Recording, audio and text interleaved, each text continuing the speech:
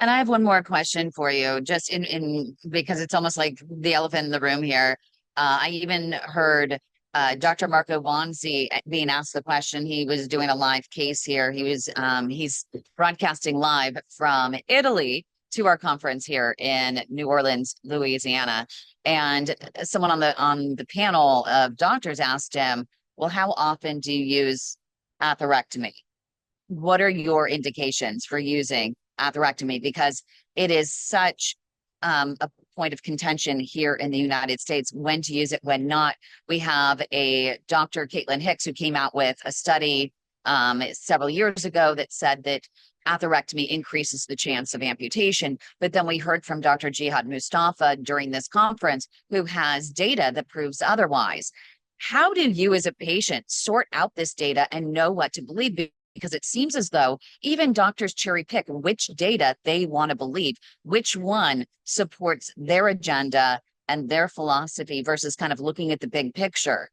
And so it's very confusing for patients. They bring me these studies all the time. They're like, Yeah. which one do I believe? Yeah.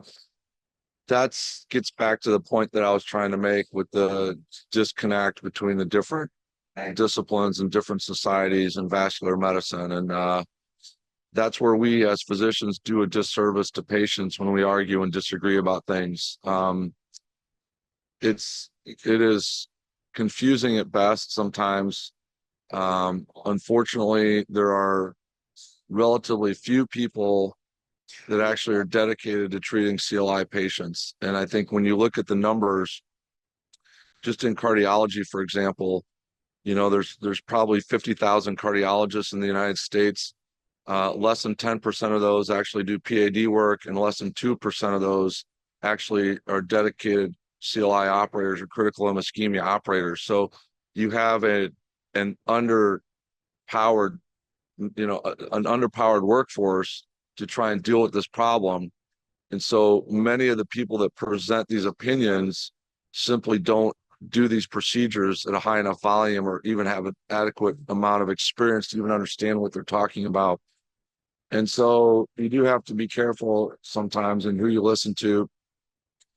The best analogy I can describe is what we went through with COVID, when there was a lot of misperceptions about treatments that were coming out that were on social media and things, and patients get desperate and they start to go to Google and other things like that, WebMD, to try and get answers. I would encourage patients to seek out physicians that do a high volume of cases and are very well experienced and versed in the discipline of P.A.D.